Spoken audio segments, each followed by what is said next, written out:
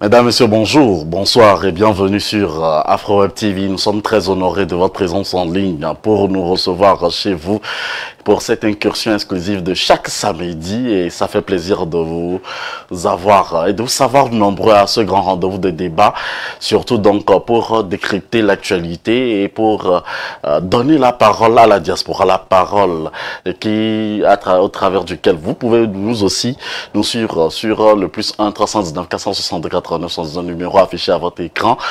Je suis Moïse Agbeyégan au micro et à la réalisation pour cette émission. J'ai l'honneur me choix donc d'être sur ce plateau chaque samedi par la grâce divine, et surtout de recevoir des invités de marque qui apportent leur pierre à l'édifice et surtout pour la construction de notre Afrique. Pour aujourd'hui et pour ce numéro, nous aurons trois thématiques. Nous parlerons donc de la liberté d'expression, de la liberté de presse, et nous irons également au Congo pour parler donc de cette médiation des puissances qui ont pris des positions dignes de ce nom pour mettre fin à la guerre. Est-ce qu'ils réussiront ce pari, ce défi?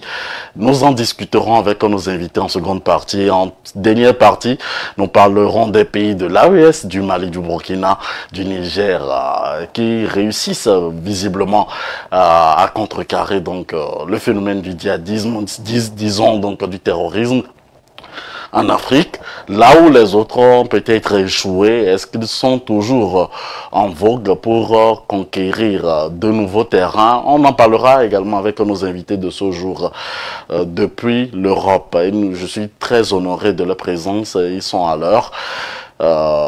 Vous les connaissez, ce sont des images fortes qui nous soutiennent pour notre média. Il s'agit bien entendu donc de monsieur Amedodji Kokou, citoyen engagé. Vous êtes coordonnateur d'un mouvement, on en parlera au cours de cette émission. Bien entendu, vous représentez la communauté togolaise dans cette émission aussi, avec votre titre de panafricain. Et monsieur Amedodji, bonjour.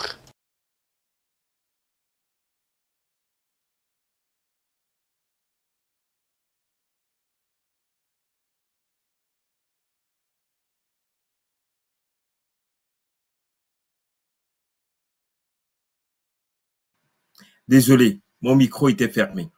Je disais, je te saluais Moïse. Tu m'entends? Oui, bien sûr, 5 sur 5, allez-y. Bonsoir Moïse, c'est toujours un grand plaisir de te retrouver le samedi pour échanger. Tu l'as dit tout à l'heure, nous décortiquons l'actualité africaine de notre point de vue, très modestement, sans prétention aucune. Et c'est toujours un plaisir d'échanger avec des co-débatteurs de la carrure de celui que nous avons aujourd'hui, que tu vas présenter tantôt. Donc, merci encore de nous avoir invités, de m'avoir invité en tout cas, pour parler de ces trois sujets que tu viens d'annoncer. Merci, M. Amedodji, d'avoir accepté notre invitation. Professeur Pinipini, vous êtes consultant politique, enseignant d'université, et c'est encore un privilège pour nous de vous recevoir. Je pense que M. Professeur Pinipini a un peu de problème avec sa caméra. Mais nous irons tout à l'heure au tréfonds des sujets qui vous intéressent, chers amis téléspectateurs. Je vous demanderai tout simplement donc de partager dès à présent cette émission que vous suivez sur les www.afrowebtv.com/live ou sur notre chaîne YouTube. Professeur Pinipini, bonjour. Oui, bonjour Moïse, je salue aussi Philippe, mon co-panéliste. Je salue également tous les téléspectateurs, tous les amis qui nous suivent de tous côtés, de partout. Je suis heureux d'être là au milieu de vous en ce week-end. Ça va très bien, je crois, puisqu'on parlera de votre pays, le Congo, en deuxième partie de cette émission. Mais pour l'heure, je vais faire un petit break pour parler donc de la journée mondiale de la presse, de la liberté de presse. Nous célébrons donc la 31e édition de cette journée mondiale célébrée de par le monde. Et donc la journée mondiale de la liberté de la presse qui est consacrée à l'importance du journalisme et à la liberté d'expression dans le contexte de la crise environnementale environnementale mondiale actuelle. Nous constatons, malgré donc toutes ces célébrations des journalistes incarcérés, dus donc à certains propos qui sont tenus de par leur profession et surtout en tenant compte donc des lignes éditoriales. Et nous parlerons également donc de ces réseaux sociaux. Je vous poserai la question d'avoir vos points de vue sur ces questions qui émaillent aujourd'hui donc la liberté d'expression. Première question qui m'intrigue. Quel est donc le bilan que vous faites lorsqu'on parle aujourd'hui de la liberté d'expression, monsieur Amidodji? Mais je crois, parlant d'expression et les muselés, surtout dans plusieurs pays d'Afrique, et pas plus tard que je parle d'un cas que je connais bien, pas plus tard que hier, le 3, au jour où nous célébrions, ou en tout cas le jour qui est consacré par l'ONU pour célébrer ou bien pour défendre la liberté de presse de par le monde, un ministre, pour ne pas le nommer, ministre des enseignements au Togo, a cru utile de mettre fin à la fonction d'un proviseur de lycée qui, au micro de TV5 Monde, déplorait les situations, les conditions dégradées dans lesquelles les apprenants, ces étudiants étaient contraints d'étudier. Montrant TV5 Monde, une chaîne internationale assez connue, qui montrait les bâtiments fissurés, qui montrait des installations ou des équipements inadéquats, inappropriés. Au lendemain de la diffusion de cet élément, le ministre togolais en charge de l'enseignement primaire, secondaire et technique a cru bon de mettre fin purement et simplement aux fonctions d'un citoyen. Parce que ce citoyen-là, proviseur de lycée, a jugé bon de dire ce qui est et de dire la vérité. Donc, Moïse, c'est l'occasion de féliciter, en tout cas, de te féliciter pour le travail que tu abat. Nous savons surtout, tous les trois mains, ça nous permet de nous remémorer vraiment ce que vous endurez comme journaliste, les pressions multiformes. Certains sont incarcérés, d'autres ont été obligés de s'exiler.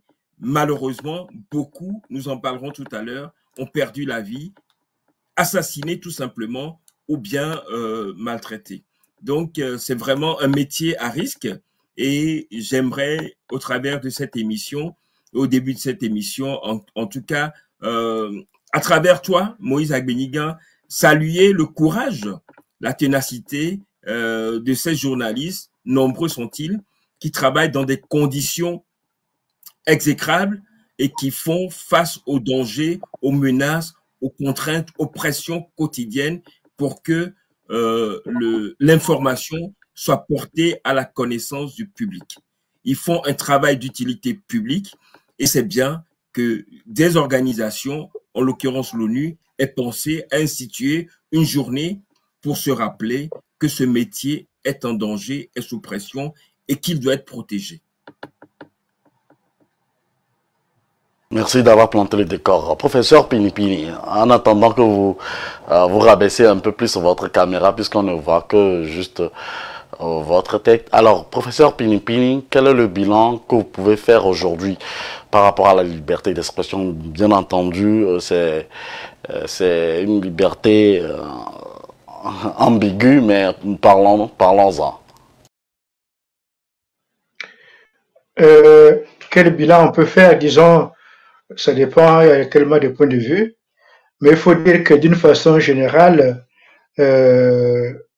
les hommes du média ou les hommes et femmes du média, des médias ont fait progresser l'information dans le monde et dans même la culture. Parce qu'aujourd'hui, on est informé de tout ce qui se passe dans le monde presque à l'instant même. Il y a énormément de personnes qui, comme toi-même, travaillent pour que les informations soient connues. Et comme a dit Philippe, parfois au risque de leur vie. Et donc c'est cela que je voulais saluer.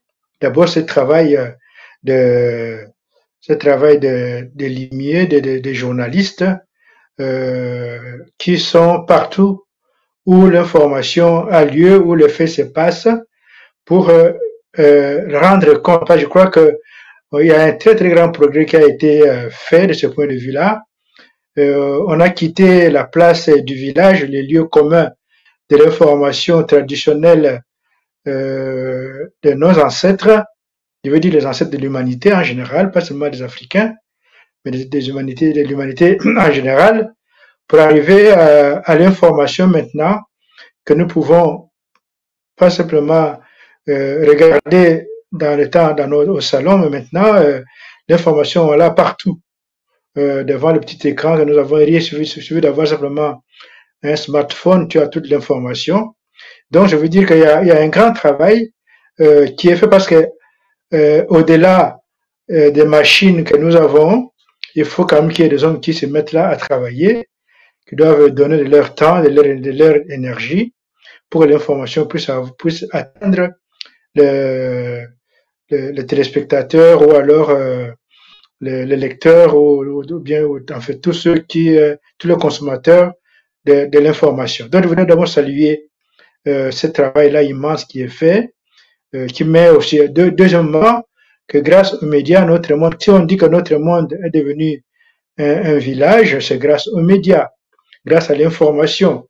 C'est l'information qui fait que tout le monde se sent concerné par tout ce qui se passe dans le monde, quels que soient les lieux. Même ceux qui ne veulent pas savoir savent quand même. Même ceux qui ne voudraient pas que ça soit connu, c'est tout de même connu. Grâce à cela. Donc, je salue. Et aussi, par rapport, donc, je ne voudrais pas ajouter plus que ce que Philippe a dit, concernant les journalistes qui sont soit parfois emprisonnés ou qui sont inquiétés. Il y en a avec qui on arrache leur matériel. Il y en a qui sont mis en prison. Et effectivement, c'est les risques de métier. Moi-même, j'ai été en prison, j'ai été inquiété plusieurs fois parce que j'étais un ancien journaliste. J'étais directeur d'une radio au Congo. Voici le livre de la radio que j'ai dirigé, Radio Tomisa de Kikwit. Et j'ai été en prison. Donc, à cause de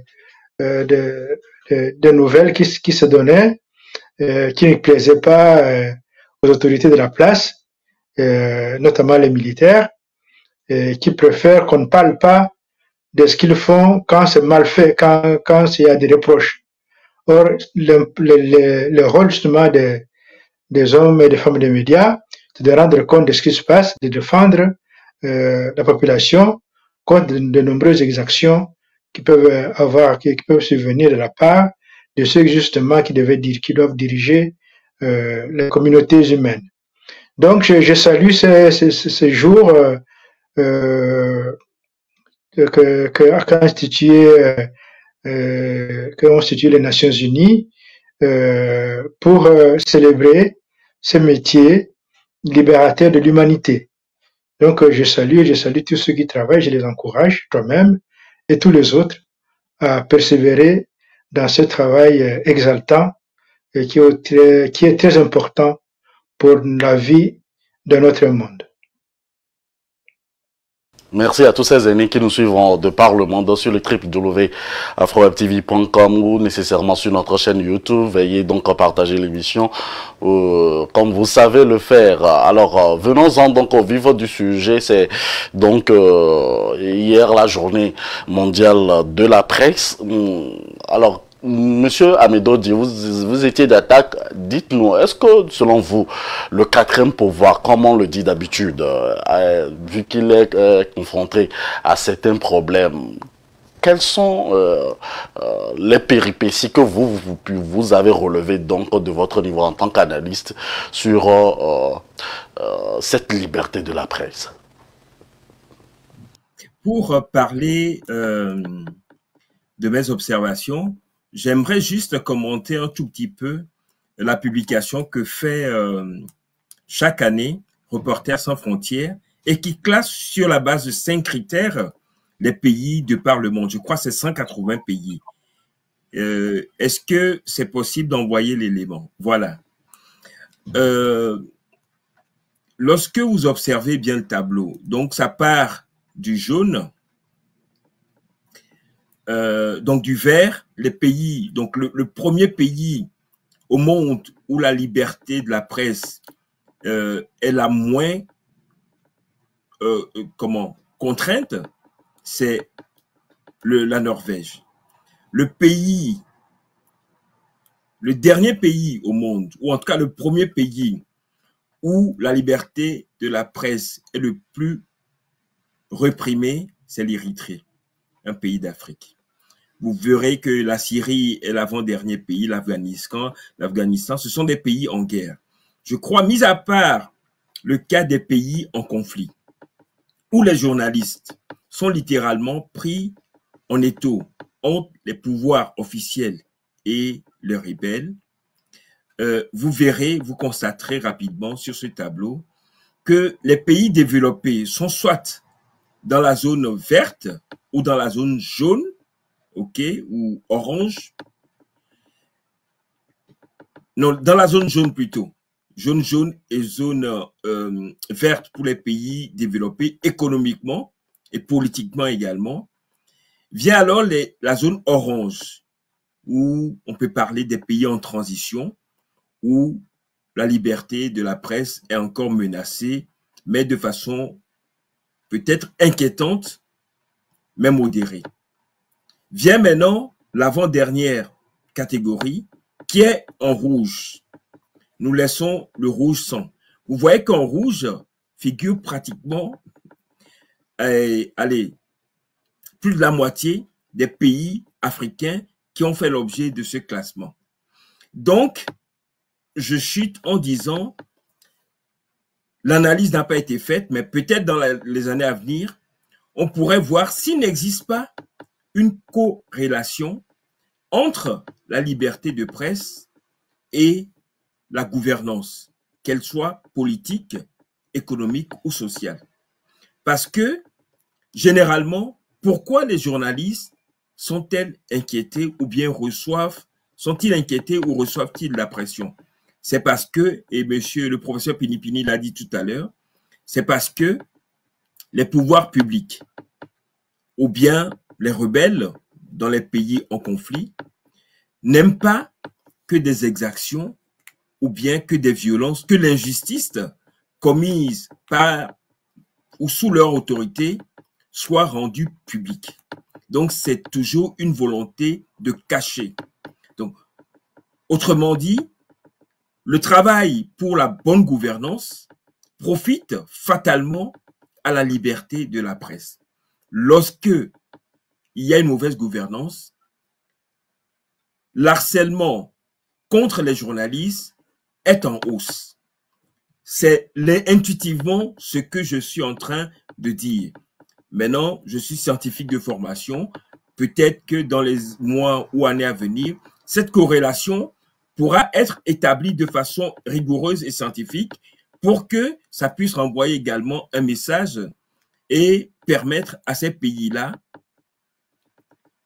de faire un travail pour améliorer la gouvernance politique, économique et sociale de leur pays afin que la presse ne soit plus menacée, afin que la liberté de la presse ne soit plus réprimée.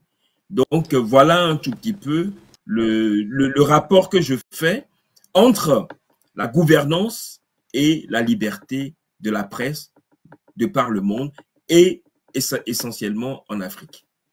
Alors, professeur Pinipini, vous qui avez été donc journaliste, sentez-vous comme si c'est une liberté empoisonnée au niveau donc de la liberté de la presse? Empoisonnée, non, pas du tout. La liberté ne peut pas être un poison. La liberté, c'est l'âme de la personne humaine. Nous naissons libre. Et nous naissons pour faire triompher la liberté. Donc la liberté ne peut pas être un poison, et encore moins la liberté de la presse. Je disais la presse, c'est un élément fondateur de la communauté. Si nous partons même déjà depuis les villages traditionnels humains, c'est grâce à l'information qui a eu le progrès. Le progrès vient de l'information. C'est parce qu'on a vu, on rencontre et on discute, et alors les idées, ça donne des idées, les idées fusent, et alors la communauté avance. Autrement, on ne peut pas avoir de progrès. Donc la liberté en tant que telle était un élément très important pour la personne humaine, également pour la communauté. Et aussi la liberté de la presse, elle était très importante. Ce n'est pas du tout un poison, pas du tout. J'allais dire que c'est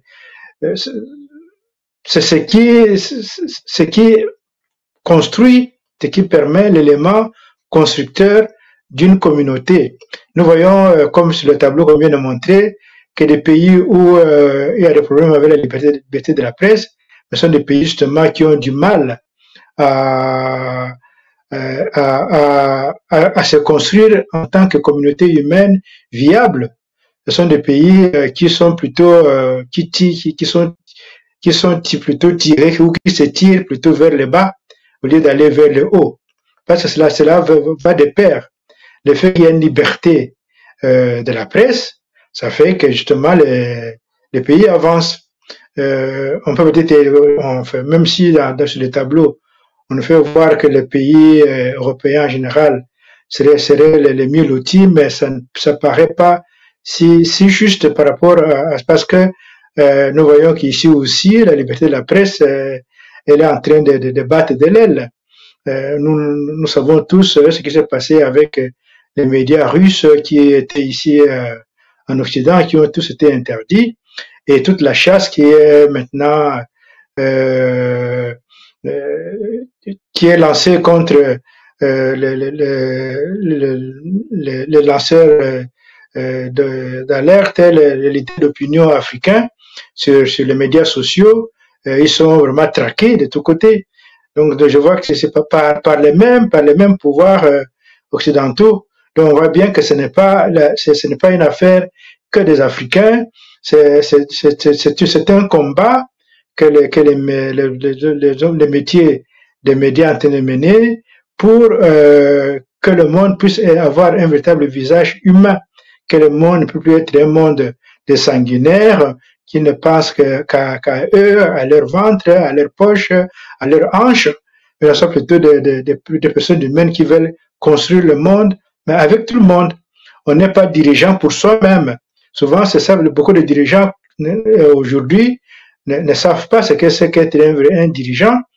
Je peux bien parler de tout le pays, il n'y a pas que l'Afrique, hein. C'est tous les pays européens compris. Hein, beaucoup ne savent pas ce que c'est être des vrais dirigeants. Ils croient qu'être un dirigeant, c'est une affaire, un exercice pour soi-même, pour des avions, pour des repas, pour des rencontres, pour des discours, pour des photos. Je crois que c'est ça. Or, ce n'est pas cela, être dirigeant. Être dirigeant, c'est d'abord penser au bien commun, à toute la communauté. Et le rôle justement des médias est de rappeler cela à ceux qui ont la lourde tâche de conduire des communautés humaines et qui souvent ne savent pas ce que c'est ou qui s'en foutent alors que c'est leur métier qu'ils ont choisi. Informer. Donc je crois que c'est important. Allez-y, terminez. Donc oui, c'est important. Je dis que la liberté de la presse, est très importante. Ça ne peut en aucune façon être un poison. Au contraire, c'est vraiment ce qui apporte les bienfaits. C'est plutôt du sucre pour la communauté. Informer donc les populations, éduquer, divertir sont les leitmotifs de beaucoup de médias et c'est ce qu'on enseigne probablement donc dans les écoles de journalisme. Alors aujourd'hui donc au 21e siècle, est-ce qu'on peut véritablement se passer donc des réseaux sociaux vu que ça implique au fait aujourd'hui donc l'information, Monsieur Amedodji?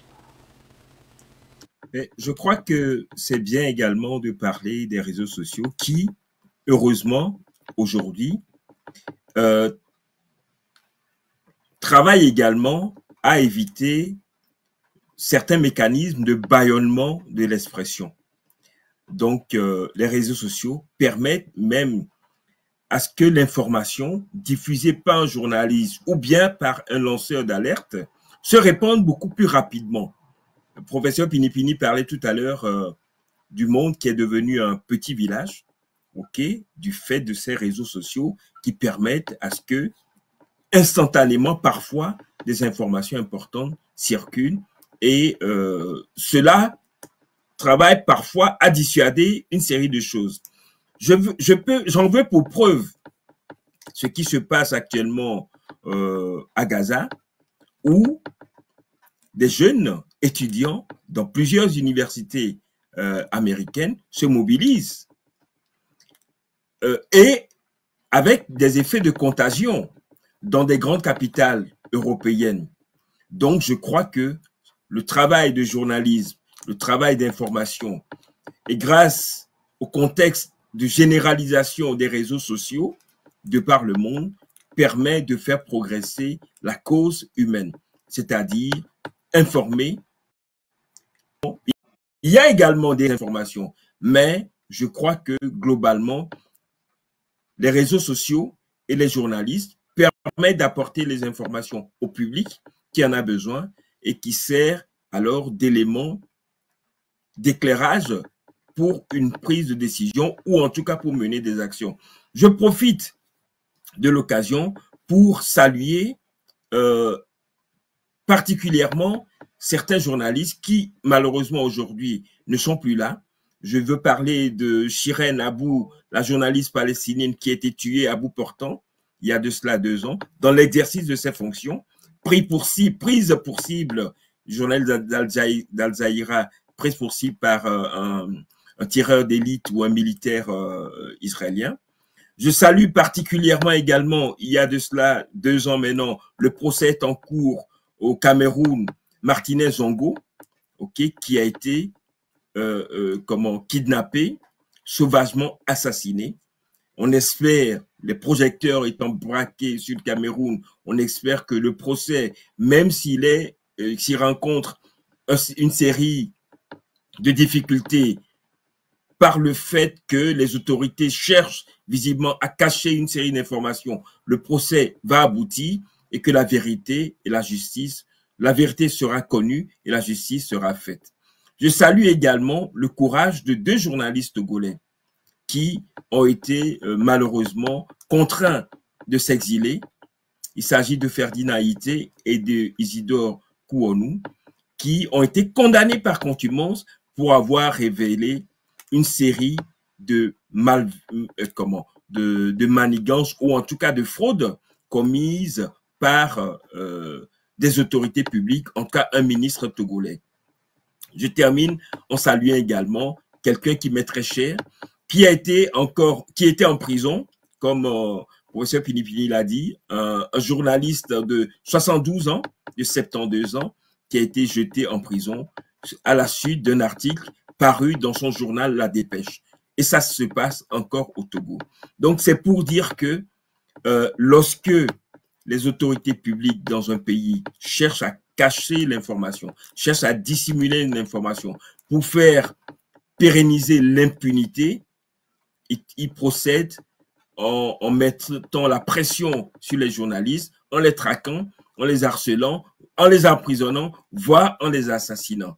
C'est un appel que j'aimerais lancer. Il faudrait que ça cesse parce que de toutes les façons, l'information finit par arriver au public grâce justement à ces réseaux, à ces médias sociaux qui aujourd'hui sont répandus de par le monde. Donc c'est une arme C'est une arme qui permet, qui vient à juste titre pour aider le journaliste à vite répondre les informations qui sont décelées, qu'il a trouvées. Donc, je salue le travail que les réseaux sociaux permettent de jouer aux côtés des journalistes. J'essayais de retrouver donc l'article à travers lequel j'avais vu que le doyen qui était incarcéré entre-temps avait été libéré, donc je donnerai confirmation. Alors, professeur Pinipini, le journaliste peut-il se passer aujourd'hui des réseaux sociaux dans son métier? Ben, je ne vois pas pourquoi il devrait se passer de cette technologie nouvelle qui est arrivée, parce que le métier de journaliste a évolué grâce aux nouvelles technologies.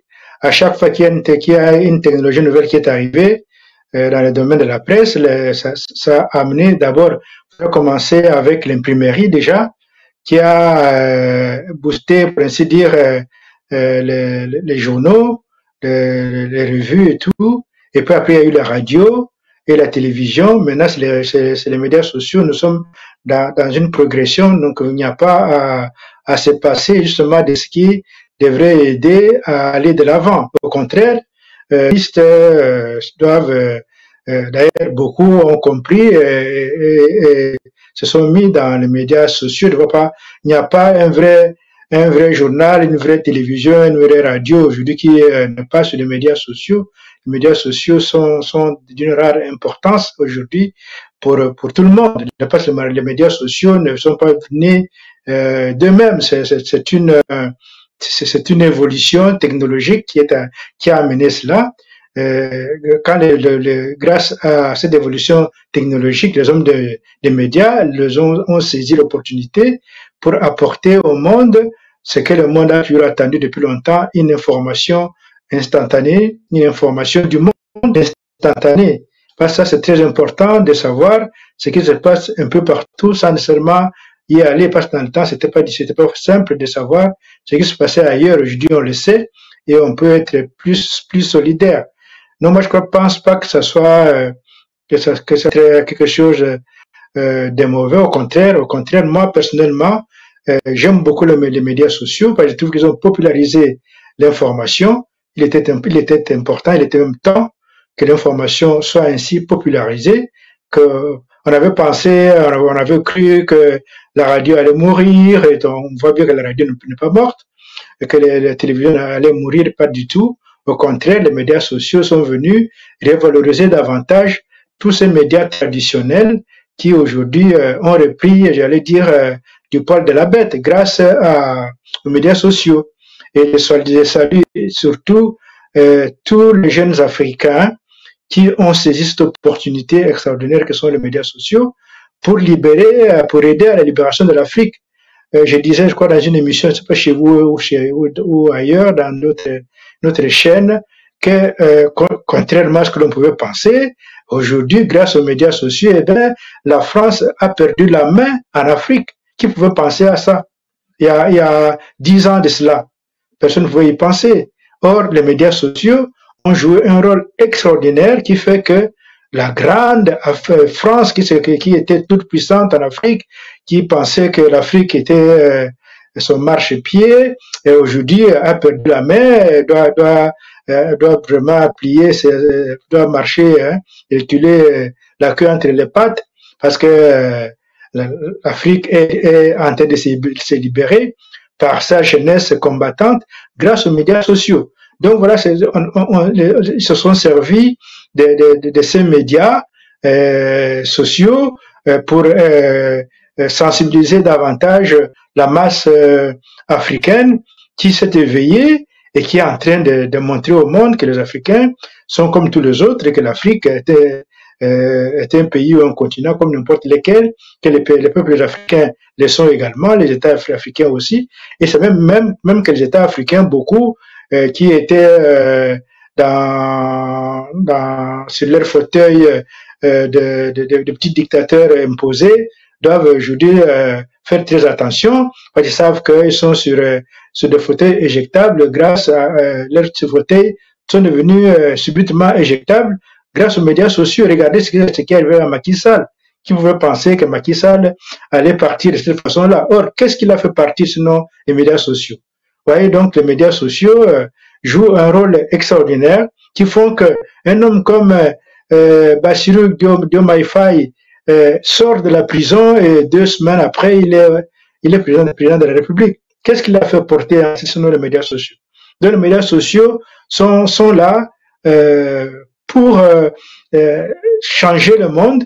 Et je crois qu'il contribue à ça, surtout l'Afrique va changer, et est en train de changer, et va changer encore mieux grâce aux médias sociaux. Donc moi, je suis plutôt très favorable et très satisfait du travail abattu par les médias sociaux et notamment par nos jeunes gens qui, comme toi-même et d'autres, font un travail que je salue de demain. Merci à tous et à chacun de vous. Fin donc de cette première partie. Je donnerai 1 minute à chacun de nos invités pour conclure très rapidement, vu qu'il y a le code donc de la presse qui est appliqué à un certain niveau et le code pénal à d'autres cas. Et qu'en dites-vous pour conclure cette première partie, Monsieur Amedodji? Sans aller peut-être dans des considérations trop juridiques, moi, j'aimerais quand même que nous puissions reconnaître que les pays où sévit, ce sont les pays dans lesquels la dictature ou la mauvaise gouvernance sévissent. C'est dans ces pays-là où la liberté de la presse est maltraitée, traquée, reprimée, le plus souvent. On l'a encore vu, sans volonté aucune d'acharnement sur le Togo. On l'a vu tout récemment, il y a 2 semaines, où le journaliste d'Afrique 21, Thomas Dietrich, a été manu militari arrêté devant l'autorité régulatrice de la presse au Togo, justement, ok, condamné le lendemain, violenté et expulsé du Togo. On a vu que également, craignant que des journalistes ne révèlent les techniques de fraude électorale au Togo, le Togo a pris la décision tout simplement de ne plus délivrer d'accréditation aux journaux tels que aux journaux français ou aux journalistes français venant de RFI ou France 24. Vous voyez, donc, c'est une série de mécanismes et je crois, et je termine par là, qu'il doit avoir forcément une forte corrélation entre la mauvaise gouvernance et la répression de la liberté de la presse. Merci, M. Amedodji, pour votre conclusion. Professeur Pinipini, votre conclusion en 1 minute pour cette première partie. Oui, dans le même ordre d'idée, je rappelle également aux autorités occidentales en général, mais surtout américaines, françaises, anglaises, allemandes et autres, qui ont tendance à museler les activistes africains. Je pense à notre frère Franklin Nyamsi, qui est malmené en France à cause justement de son activité sur les médias sociaux pour l'information. Je pense également à notre frère Kémy Seba qui envoie de toutes les couleurs, au moment Nathalie Yam et tous les autres panafricanistes qui sont dans les collimateurs de ces dirigeants de ces pays-là, parce que ces pays sont critiqués et ne veulent pas d'être de critiques et s'en prennent à ceux qui les critiquent. Donc, je crois plutôt s'en prendre à ceux qui critiquent. Il vaut mieux se corriger et agir correctement pour que notre monde puisse être un véritable monde, un monde de paix et un monde d'entente pour tout le monde. Donc, j'en appelle aussi également effectivement aux dirigeants africains, lesquels sont aussi, je crois que les pays africains leur appartiennent. Les pays africains n'appartiennent pas à ceux qui les dirigent.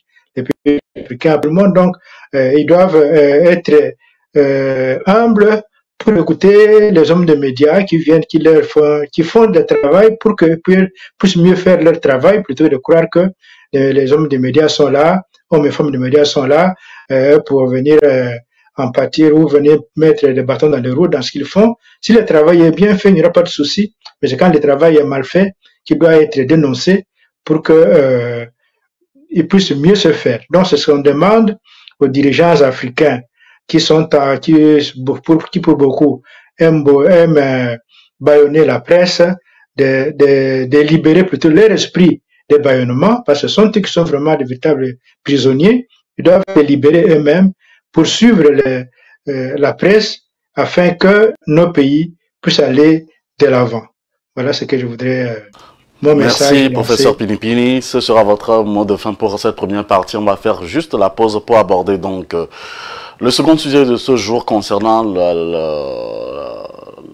RDC, votre pays et le Rwanda. On revient juste après. Voulez-vous sponsoriser l'une de nos émissions sur AfroWeb TV ou contribuer à l'évolution de la chaîne de la diaspora africaine AfroWeb TV?